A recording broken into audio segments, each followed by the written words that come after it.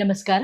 ಆರೋಗ್ಯಕ್ಕೆ ಆಯುರ್ವೇದ ಸರಣಿ ಕಾರ್ಯಕ್ರಮಕ್ಕೆ ನಿಮಗೆಲ್ಲ ಆತ್ಮೀಯವಾದ ಸ್ವಾಗತ. ಡಾಕ್ಟರ್ ಮಲ್ಲಿಕಾರ್ಜುನ್ ಡಂಬಳ ಅವರೊಂದಿಗೆ ಆಸ್ಪತ್ರೆ ರಹಿತ ಆರೋಗ್ಯಯುತ ಜೀವನಕ್ಕಾಗಿ ನಾವು ಆಯುರ್ವೇದವನ್ನ ಹೇಗೆ ಅವಲಂಬಿಸಬಹುದು, ಮತ್ತೆ ನಮ್ಮದೇ ಸನಾತನ ಧರ್ಮದ ಕೊಡುಗೆ ಆಯುರ್ವೇದ ಸಂಸ್ಕೃತಿ, ಇದನ್ನ ನಾವು ಮನೆ ಮನೆಯಲ್ಲೂ ಕೂಡ ಆಚರಿಸಿದಾಗ ನಮ್ಮ ದೈನಂದಿನ ಜೀವನ ಜೊತೆಗೆ ನಮಗೆ ಇಂದಿನ ದಿನದಲ್ಲಿ ಸಮಾಜದಲ್ಲಿ ಎದುರಾಗ್ತಾ ಇರುವಂತ ಅನೇಕ ಕಾಯಿಲೆಗಳಿಗೆ ಹೇಗೆ ಪರಿಹಾರ ಸಿಗ್ತಾ ಹೋಗುತ್ತೆ ಅನ್ನೋದನ್ನ ನಾವು ತಿಳ್ಕೊಳ್ತಾ ಇದ್ದೀವಿ ಡಾಕ್ಟರ್ ಮಲ್ಲಿಕಾರ್ಜುನ್ ಡಂಬಳ ಅವರೊಂದಿಗೆ ಮಾತಿನಲ್ಲಿ.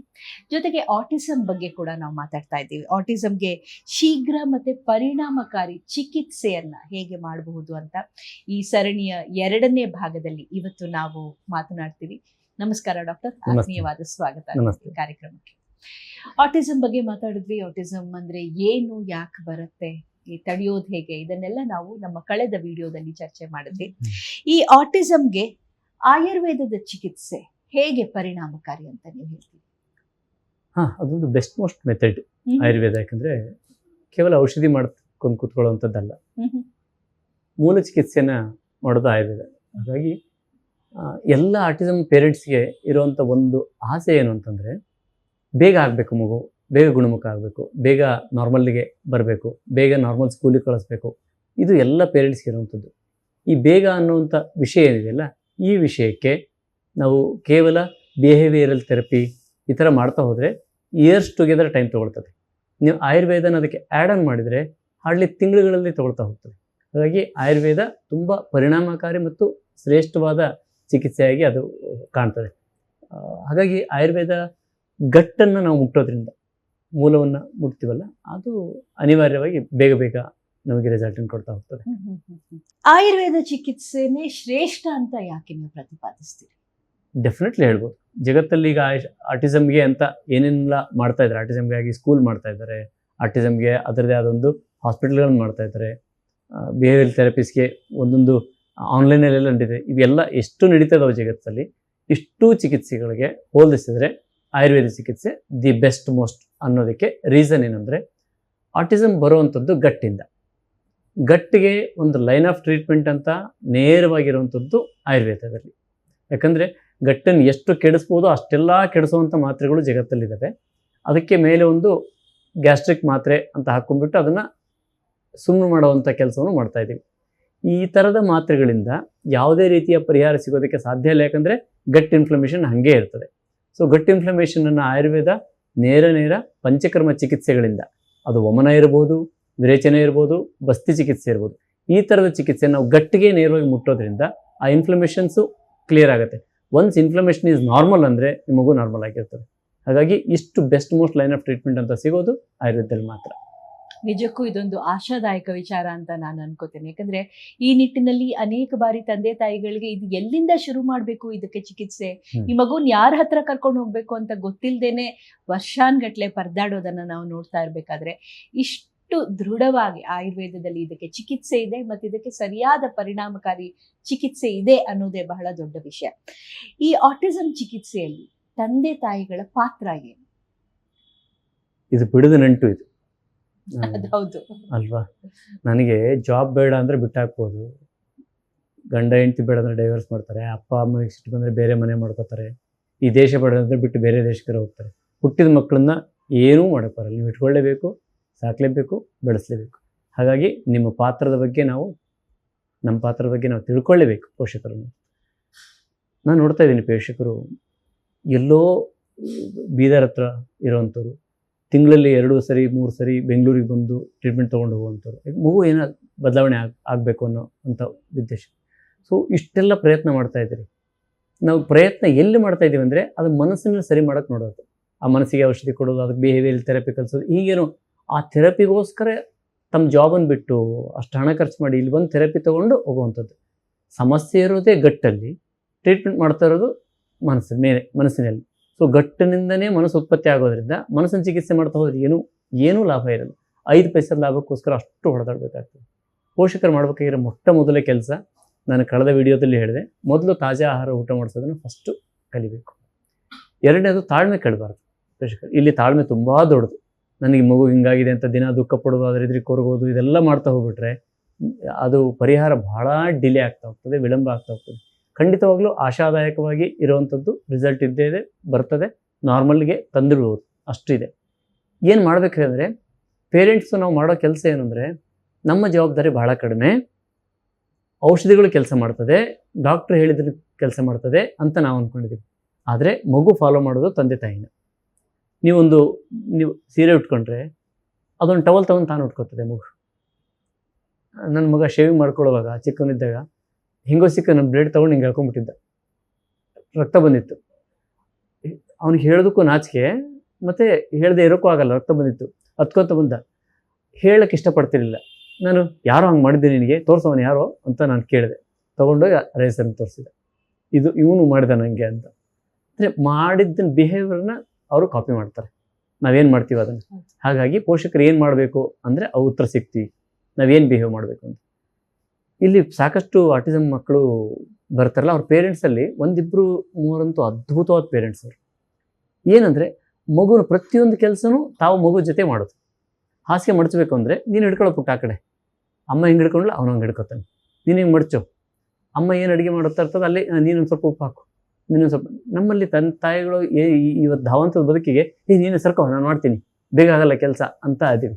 ಈ ತಾಳ್ಮೆ ಕೆಡಬಾರ್ದು.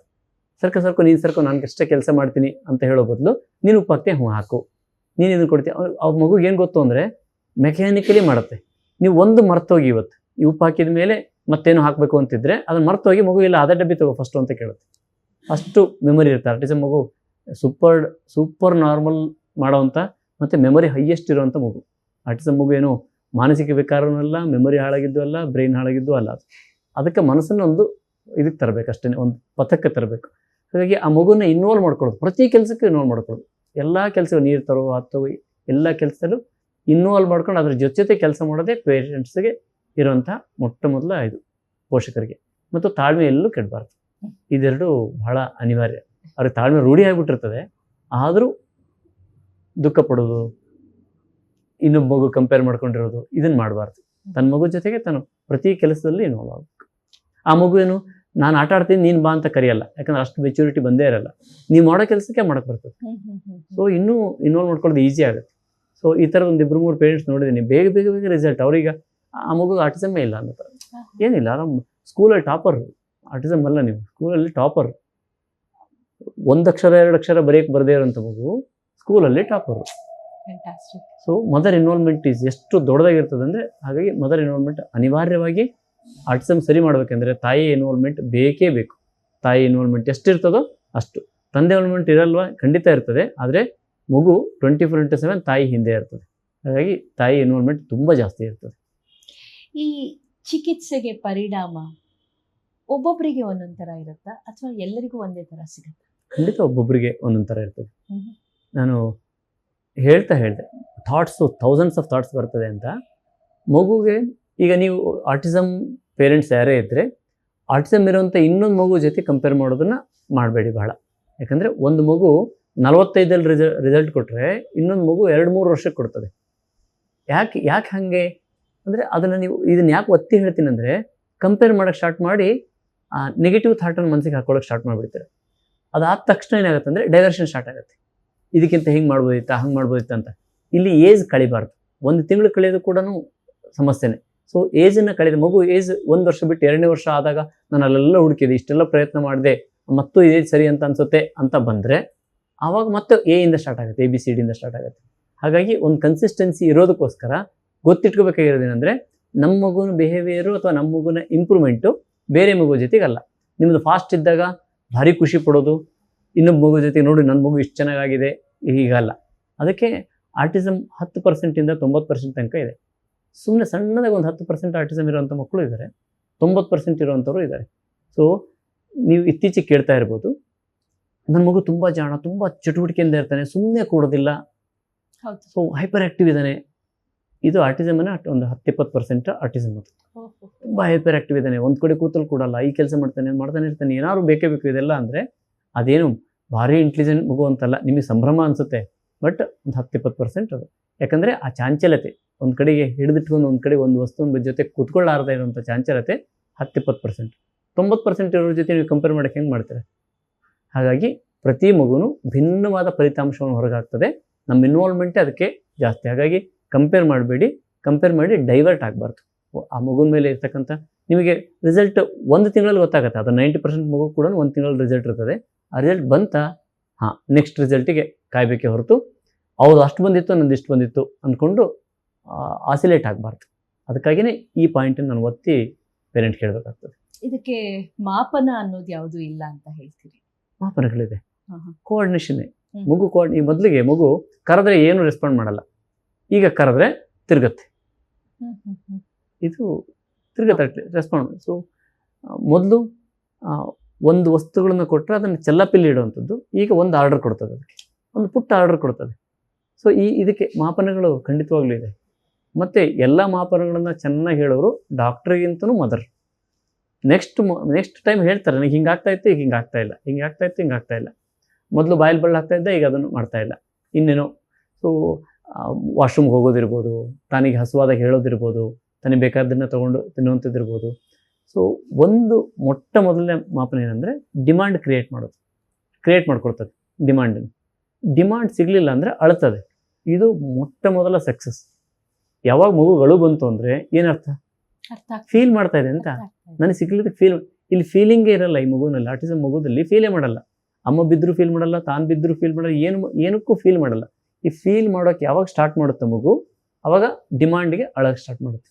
ಇದು ಅಳ್ತಾನೆ ಮಗು ಅಂದರೆ ಎಂಜಾಯ್ ಮಾಡಿ. ಮತ್ತೊಂದು ಮಕ್ಕಳು ಹಠ ಮಾಡೋಕ್ಕೆ ಸ್ಟಾರ್ಟ್ ಮಾಡ್ತಾರೆ. ಈ ಅಳೋ ಮಗುಗೂ ಹಠ ಮಾಡೋ ಮಗುಗೂ ಆಟಿಸಮ್ ಕಾರಣ ಅಲ್ಲ, ಅದು ಸ್ವಭಾವ. ಅದು ಆಟಿಸಮ್ ಇಲ್ಲದೇ ಇರೋಂಥ ಮಕ್ಕಳು ಕೆಲವು ಅಳ್ತವೆ, ಕೆಲವು ಹಠ ಮಾಡ್ತವೆ. ಸೊ ಅದಕ್ಕೂ ಕಂಪೇರ್ ಮಾಡ್ಕೊಂಡ್ಬಿಡ್ತೀವಿ. ನಮ್ಮಲ್ಲಿ ಪೇರೆಂಟ್ಸ್ ಕೆಲವರು ಇದ್ದಾರೆ, ಆಟಿಸಮನ್ನು ಟ್ರೀಟ್ ಮಾಡ್ಕೋತ ಆಟಿಸಮ್ ಚೆನ್ನಾಗಿ ಆಗ್ತಾಯಿದೆ ಬಟ್ ಹಠ ಮಾಡ್ತಾನೆ ಹುಡುಗ ಅಂತ. ಅಯ್ಯೋ, ಇದು it is inbuilt character of that ಇದು ಬೇಬಿ. ನಮ್ಮ ಮಗುಲೇ ನಮ್ಮ ಅಕ್ಕ ಬೇರೆ, ನಾನು ಬೇರೆ, ನನ್ನ ತಂಗಿ ಬೇರೆ. ಒಂದು ಹಠ ಮಾಡುತ್ತೆ, ಒಂದು ಶಾಂತವಾಗಿರುತ್ತೆ, ಒಂದು 10 ಕರೆದು ಡಿಮಾಂಡ್ ಫುಲ್ಫಿಲ್ ಮಾಡ್ಕೋತದೆ.